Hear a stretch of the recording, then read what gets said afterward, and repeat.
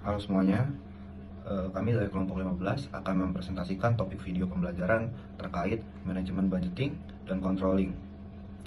Di dalam kelompok ini ada rekan saya, Jessica Iren, dan saya sendiri, Niki Vandana Suta. Yang pertama, apa itu perencanaan? Perencanaan adalah pandangan ke depan untuk memprediksi tindakan yang seharusnya dilaksanakan agar dapat mewujudkan tujuan tertentu. Yang kedua ada pengendalian. Pengendalian adalah menilai ke belakang, menentukan yang sebenarnya telah terjadi, dan membandingkan dengan hasil yang telah direncanakan sebelumnya. Perbandingan ini dapat digunakan untuk menyesuaikan anggaran, yaitu memprediksi ke masa depannya. Yang ketiga ada kegunaan perencanaan strategi.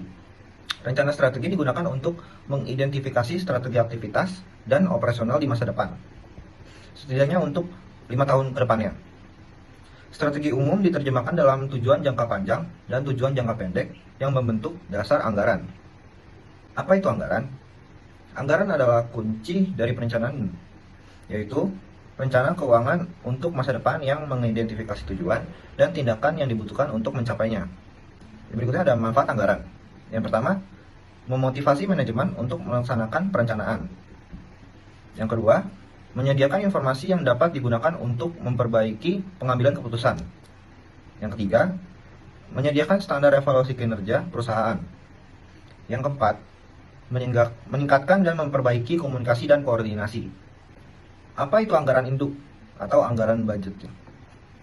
Ada dua komponen anggaran induk. Yang pertama, anggaran operasional atau operational budget. Yang kedua, anggaran keuangan atau financial budget.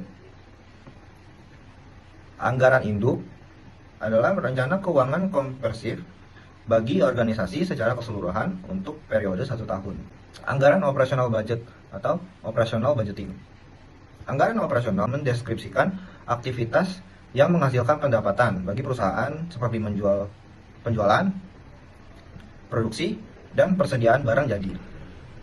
Hasil akhir dari anggaran operasional adalah laporan laba rugi. Anggaran operasional terdiri atas laporan laba rugi, seperti yang saya jelaskan tadi, yang dilampirkan dengan laporan pendukung, yaitu yang pertama ada anggaran penjualan, yang kedua anggaran produksi, yang ketiga anggaran pembelian bahan baku langsung, yang keempat ada anggaran tenaga kerja langsung, yang kelima anggaran overhead, yang keenam anggaran beban penjualan dan beban administrasi, yang ketujuh anggaran persediaan akhir barang jadi, dan yang terakhir anggaran harga pokok penjualan.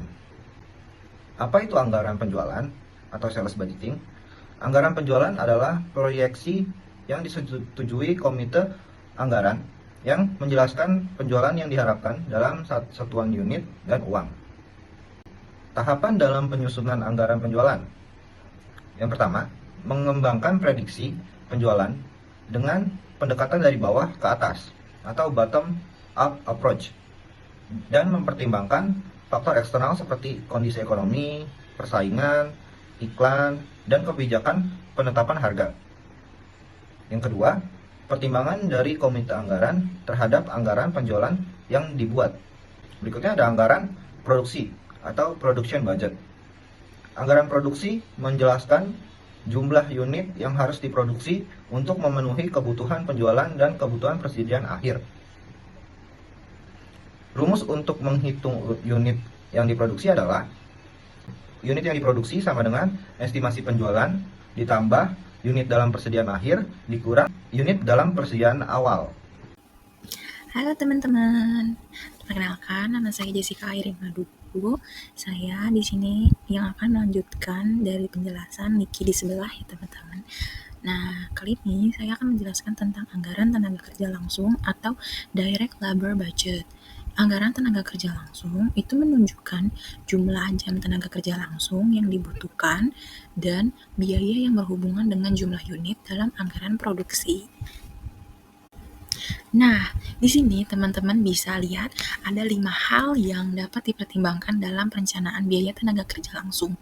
Yang pertama itu ada kebutuhan tenaga kerja. Lalu yang kedua ada pelatihan tenaga kerja. Yang ketiga ada evaluasi dan spesifikasi pekerjaan tenaga kerja. Dan yang keempat ada gaji, upah, dan bonus yang harus diterima oleh tenaga kerja. Lalu yang terakhir, yang kelima, itu ada pengawasan tenaga kerja. Nah, teman-teman, di slide selanjutnya, sekarang ini ada anggaran overhead atau overhead budget. Anggaran overhead menunjukkan biaya yang diharapkan dari semua komponen produksi tidak langsung. Nah, oke teman-teman. Jadi di slide berikutnya, sekarang ini ada 3 perilaku biaya anggaran overhead. Yang pertama itu ada biaya tetap.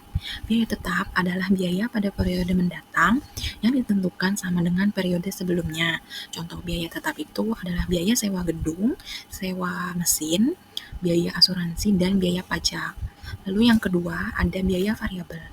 Biaya variabel adalah biaya yang ditentukan berdasarkan tarif tertentu yang disesuaikan dengan kondisi eksternal yang ada, seperti faktor inflasi, kondisi cuaca, dan kebijakan pemerintah. Contoh biaya variabel itu adalah biaya bahan baku dan biaya tenaga kerja pabrik. Lalu yang terakhir, yang ketiga, ada biaya semi variabel. Biaya semi variabel adalah biaya yang ditentukan dengan melakukan analisis historis disesuaikan dengan kapasitas bisnis. Contohnya biaya semi variabel itu adalah biaya bahan baku dan biaya sewa mesin yang digunakan untuk memproduksi produk jika ada peningkatan permintaan produk dari pelanggan. Nah, di sini ada anggaran persediaan akhir barang jadi atau ending finished goods inventory budget. Anggaran persediaan akhir barang jadi itu memberikan informasi yang dibutuhkan untuk laporan posisi keuangan dan bertindak sebagai input untuk persiapan anggaran harga pokok penjualan berdasarkan dari jumlah persediaan yang tersisa. Nah, selanjutnya ada 3 informasi yang dibutuhkan untuk menyusun anggaran persediaan akhir barang jadi. Yang pertama itu, biaya penyimpanan persediaan barang jadi. Lalu yang kedua, biaya kerugian penyimpanan persediaan barang jadi, seperti barang yang jadi mengalami kerusakan akibat terlalu lama disimpan di dalam gudang. Lalu yang ketiga, ada modal kerja yang tersedia untuk memproduksi persediaan barang jadi. Oke, next di sini ada anggaran harga pokok penjualan atau HPP atau yang biasa kita kenal sebagai Cost of Goods Sold Budget. Nah, HPP itu merupakan kalkulasi biaya barang jadi yang siap dijual yang unsurnya itu terdiri dari persediaan awal barang jadi, kemudian ditambah barang jadi yang selesai saat ini, lalu dikurangi persediaan akhir barang jadi. Nah, anggaran harga pokok penjualan itu menginterpretasikan harga yang diharapkan untuk barang yang dijual. Harga pokok penjualan adalah laporan yang dibutuhkan sebelum anggaran laporan laba atau rugi dapat disiapkan.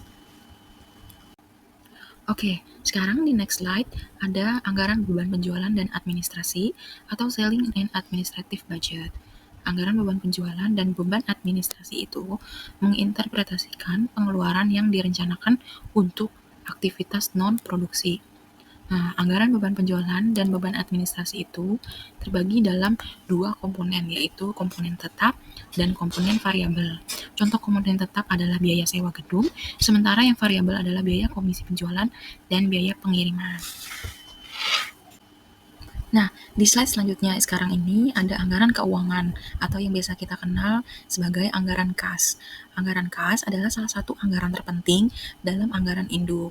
Anggaran kas adalah anggaran yang mengatur arus kas masuk dan arus kas keluar yang digunakan untuk mengetahui terjadinya kekurangan kas dan kelebihan kas pada periode yang mendatang. Kemudian ada anggaran laporan posisi keuangan. Anggaran laporan posisi keuangan adalah anggaran yang menginformasikan aset, liabilitas, dan ekuitas yang terdapat di dalam laporan posisi keuangan untuk tujuan evaluasi kinerja perusahaan. Nah, yang terakhir ada anggaran pengeluaran modal. Anggaran pengeluaran modal adalah anggaran yang menginformasikan pengeluaran modal yang digunakan untuk keberhasilan operasional bisnis perusahaan. Nah, di sini ada contoh soal ya teman-teman. Teman-teman boleh screenshot dulu karena nanti setelahnya akan kita bahas di slide berikutnya. Oke teman-teman, sekarang kita akan bahas ya soal yang tadi udah kita lihat di slide sebelah. Nah, anggaran kas PT Ultra untuk periode yang berakhir 31 Oktober 2024. Saldo awal kasnya pada tanggal 1 Oktober 2024 itu sebesar 30 juta. Kemudian pada penerimaan kas ada penjualan tunai, yaitu sebesar 80 juta. Nah, penjualan kredit pada bulan Oktober 2024 itu sama dengan 50% dikali 120 juta dikalikan 100% dikurang 3%. Itu semua ada di soal ya teman-teman. Teman-teman lihat aja, yang 50%-nya itu ada di poin pertama, si kredit perusahaannya, kemudian yang 120%-nya itu ada di penjualan kredit dari soal yang di atas tadi itu teman-teman. Kemudian 3%-nya itu adalah diskonnya. Kemudian hasilnya menjadi 58.200.000 rupiah. Nah, lalu ada penjualan kredit di bulan September 2024 itu sama dengan 40% dikalikan dengan 100 juta. 40% itu ada di poin kedua soalnya ya teman-teman, yang penjualan kreditnya. Kemudian 100 jutanya itu ada dari data penjualan kredit yang terjadi selama sebagai berikut. Pada September 2024 itu kan sebesar 100 juta ya teman-teman. Nah teman-teman tinggal masukin aja di situ. Jadi hasil yang kita dapat itu ada 40 juta ribu rupiah. Lalu penjualan kredit di bulan Agustus 2024 sama dengan 5% dikalikan dengan 80 juta. Nah ini sama teman-teman, 5%-nya itu ada di poin ketiga dari penjualan kreditnya. Nah, yang 80 jutanya itu ada di data penjualan kredit pada bulan Agustus 2024. Itu yang di tengah-tengah ya teman-teman. Jadi dapatnya itu hasilnya 4 juta. Kemudian penjualan kredit di bulan Juli 2024 itu sama dengan 10% dikalikan dengan 60 juta. Sama lagi ya teman-teman. Lihatnya dari soal, yang 10%-nya itu ada di poin ke-4 dari pola kreditnya. Kemudian yang 60 jutanya itu ada di data penjualan kreditnya pada bulan Juli 2024. Nah, itu teman-teman tinggal masukin aja. Nah, hasilnya jadi 6 juta. Kemudian totalnya itu semua kita tambahin. Jadi kita dapat hasilnya 218 juta 200 ribu rupiah. Kemudian kita kurangi pengeluaran kasnya. Pengeluaran kasnya itu ada pinjaman bank sebesar 20 juta ditambah 20%, kemudian dikalikan dengan 20 juta dibagi 12 bulan. Nah, 20 jutanya ini asalnya tuh dari pinjaman ke bank sebesar 20 juta. Nah, bunganya kan 20% per tahun ya.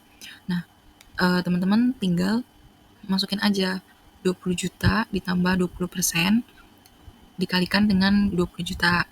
Nah, 1 tahun itu kan 12 bulan. Jadi kita tulisnya 12 bulan. Nah, hasilnya 20 juta 333 rupiah. Kemudian ada biaya asuransinya. Biaya asuransinya itu sebesar 5 juta rupiah. Dan biaya pembelian bahan bakunya itu sebesar 40 juta rupiah. Selanjutnya ada biaya gaji pegawai sebesar 50 juta rupiah. Nah, itu kita jumlahkan dulu semuanya. Jadi 115.333 rupiah. Itu. Kemudian jadi saldo akhir kas yang tersedia di periode 31 Oktober 2024 itu sebesar 218.200 ribu rupiah. Nah, itu tuh kita kurangin 218.200 yang itu kita kurangin sama yang 115.333 ribu rupiah itu. Nah, hasilnya kan dapat ya 102.866.667 ribu rupiah. Nah, kita buletin kan karena dia 866.